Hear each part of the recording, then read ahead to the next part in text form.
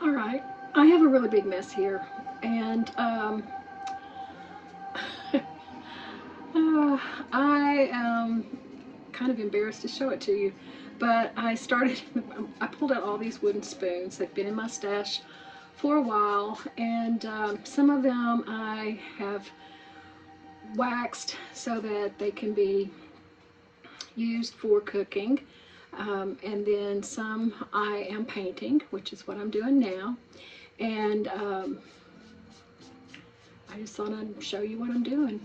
I watched Jamie on Jamie Ray Vintage make some gorgeous spoons in these colors. Well, this is not the same color because they used the DIY paints, but I have Waverly paints, but I'm doing the same thing and I'm kind of using the same color palette.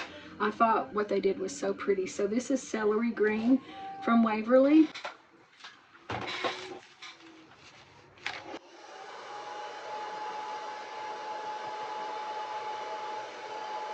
And I'll go to the next color, which is going to be cashew. All the paints I'm using today are Waverly paints. And this cashew is just a really nice warm cream color.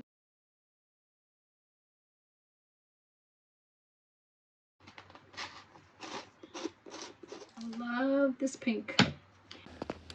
Somehow I lost the footage of me painting the rest of the spoons in the ballet slipper pink, and then the fourth color that I used was dusk, or is dusk, and I've jumped right along now to I got all the spoons painted.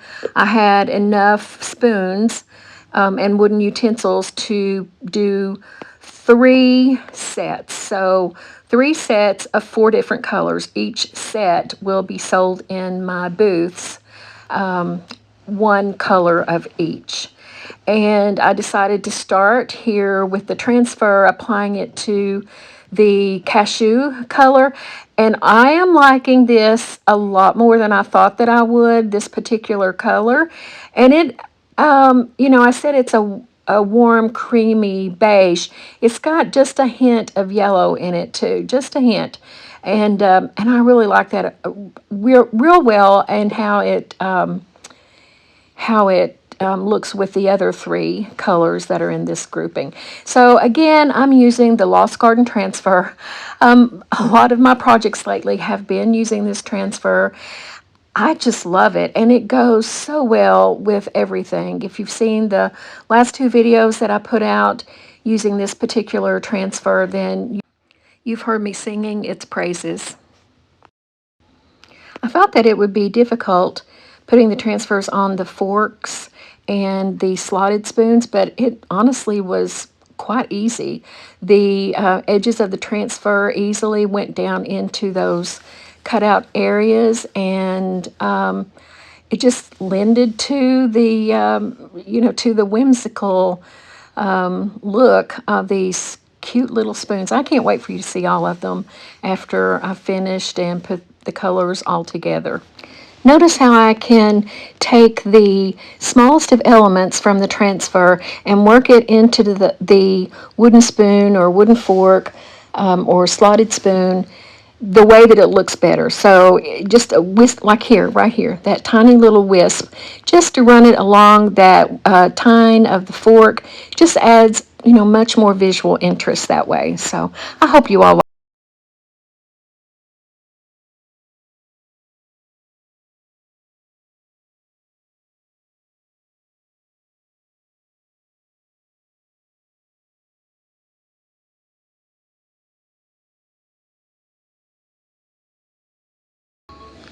If you like that project and want to see more, please take a moment here and like and subscribe. It helps me in so many ways to grow my channel and my business, and to be able to continue making these videos. Now on to the next project.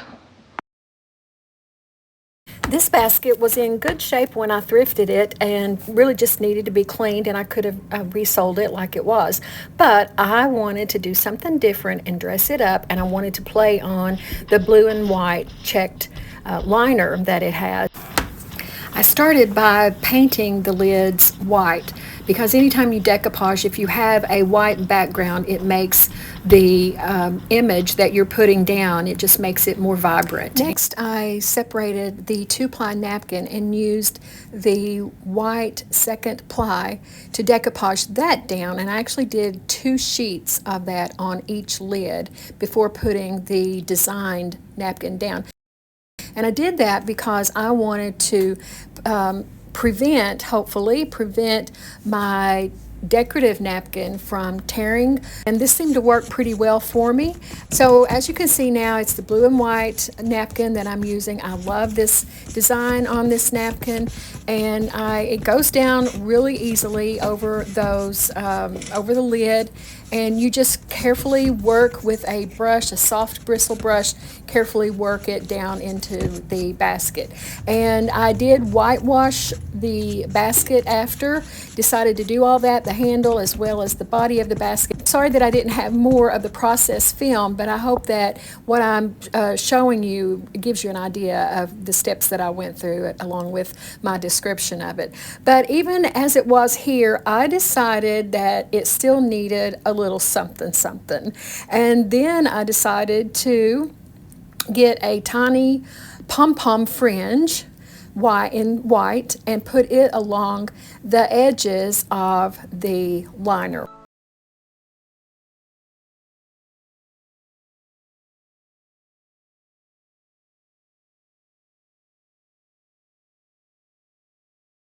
We're on to our third and final project, and if you do like the blue and white decor, you're really going to like this set of plates that I give a completely new look to.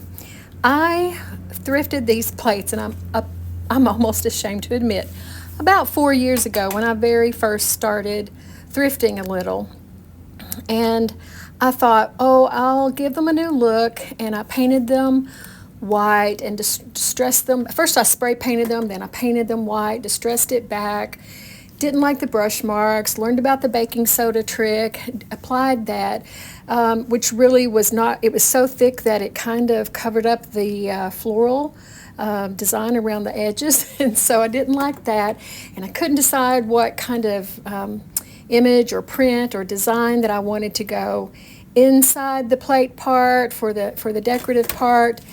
And so I stuffed them away in the in the stash for a while, and then pulled them out again, and that paint was on so thick with that baking soda I had to sand it off and get it down, and it brought it all the way down in places to the original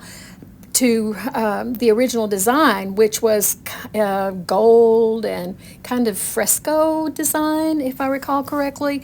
Anyway, so I started fresh, brand new and fresh. This particular plate has some gray primer on it that I decided to put on there just to make sure that the paint that I was applying, which is Rust-Oleum linen white, that it would stick and not scratch off or peel off. Didn't want any of that, especially after putting so much effort into getting it into a pristine shape for my idea. So there are 2 plates. They're quite heavy and rather large. I mean, a little bit larger than a dinner plate. And I'm giving them a coat of the white paint, and then I'm going to come back over it and stipple it with another coat of white paint. That is to do away with the brush marks and just leave a smoother texture all the way across. And this time there's no baking soda. And that's what you see me doing right now, is stippling it on. You can use these little sponge daubers, or you can use a brush, maybe like a chip brush, or something that will give that little bit of texture to it, and especially a brush that you don't want to, or you don't mind if it gets messed up a little bit, because it will if you're pouncing it on a hard surface trying to paint or stipple on. Anyway, this, if you do this, of course with any time you're doing multiple layers of paint, make sure you get a good dry finish on your first coat of paint, because sometimes when you go back with your second coat of paint, you oftentimes pull, or it's very easy to pull back some of that first coat of paint and smear it. and then that just kind of messes up your texture and everything. So if you start with a good dry finish, and that's what these hair dryers come in so good for, or a heat tool will work just as well. What you see me doing now is going over a few spots that I noticed the paint was a little thinner. I'm not putting a full third coat on, I'm just daubing in those places where a little bit of the darker paint shows through because it didn't have a good heavy finish. And here it is. I think that looks so pretty. I don't know if you can see the smoothness of it. I mean, there is a tiny bit of texture, but it looks so nice the way that it is now. And what I'm doing here is my plan is to stamp on some floral designs from the Rose Toile stamp from Iron Orchid Designs. That is my most favorite stamp, and you'll see why. There's this larger floral stamp. There are two smaller floral stamps. There's the dragonfly, which is what I have there to the side. And then I believe that there are 3 other stamps included in the set that are text. So I'm just working the variety of those on this plate, trying to come up in my mind and give myself a visual as to how I want to place these stamps. I'm using an ink pad that I thrifted, a whole bag full of them, and I believe this color is indigo blue. Now, I haven't used a lot of stamps. I haven't done a lot of stamping. I have tried a few times and not always had the best results, even though, as I mentioned earlier, this is my favorite stamp, and it is the one that I most often try with. And as I am using this stamp, I'm telling myself, if you mess this up, you can always start over again. And it actually turned out well. I'm kind of surprised. So what you saw me do there is I lifted that stamp up and saw that I didn't have as much ink in the middle of that floral design as I wanted, so I laid it right back down and rubbed over it again. And that was a brayer that I pulled out and used rubbing it across it just before. And I don't know, I think it's just as easy to hold it down with one hand, press with the other, make sure that your stamp doesn't move, and make sure that your stamp is clean on the edges. Sometimes when we're putting the ink on the stamp, we sometimes get a little of it on the edges, the parts that we hold onto, which are not supposed to touch the plate, but they invariably do. So just make sure that if you do get ink anywhere like that, that you wipe it down. You just keep some wet wipes and just wipe it down. It wipes off really easily. And as you're moving on to another stamp, or if you're finished with a stamp, make sure that you use your wet wipe to wipe the ink off as well, because you want to get it off, and then after you're completely finished, go and wash them in warm sudsy water. But now I'm just taking the edges of one of the smaller floral stamps and giving it a border around the plate, and I just do that all the way around. And this is actually the fun part because it was less likely to mess up. I really did enjoy this project. And I really love the blue and white design.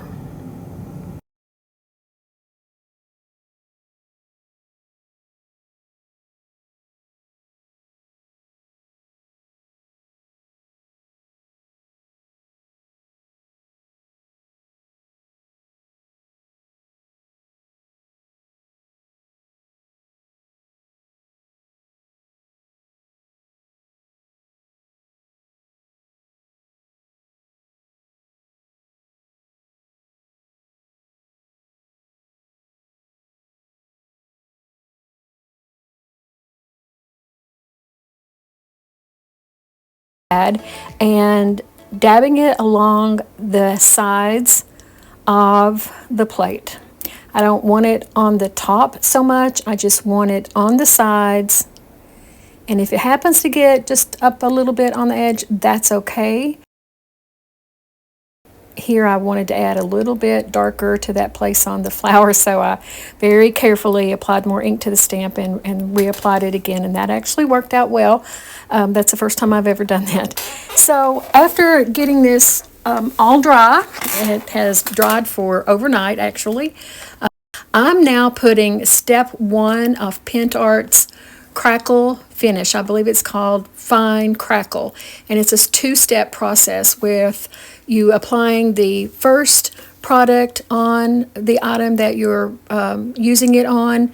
It looks like glue. You brush it on and allow it to dry.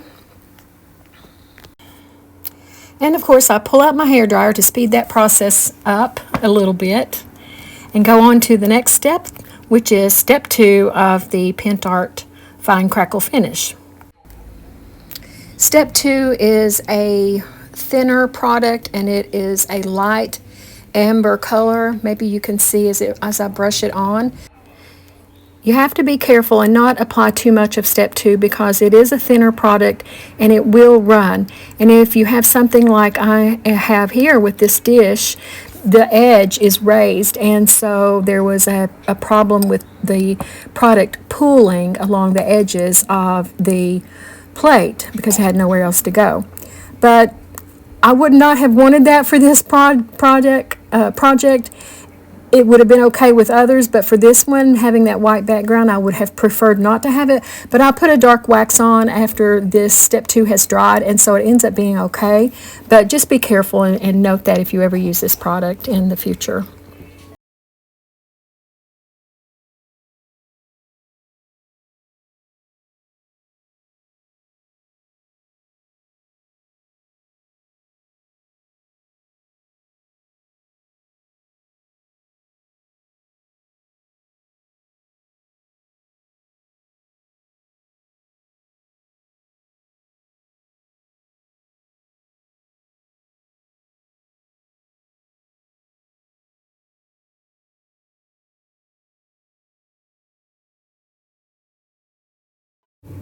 And even though I used the hairdryer to speed up the drying process, I did allow it to dry overnight because I found that the longer it dries, then the more crackle you get. I don't know if that's just my experience or if that's actually how it works, but anyway, you can see here where the crackle is becoming visible. As I apply wax over top, I have already applied a dark wax, and it's brought out some of the crackle, and now I'm just going over it with clear wax, and just back and forth with clear and black until I get it to the look that I want, which is pretty much the way that it is right now. I didn't film the other plate because it was very much the same process. I just used the larger flower stamp. I think these turned out beautifully. I just love them. But tell me, what do you think? And is this a process that you might use someday?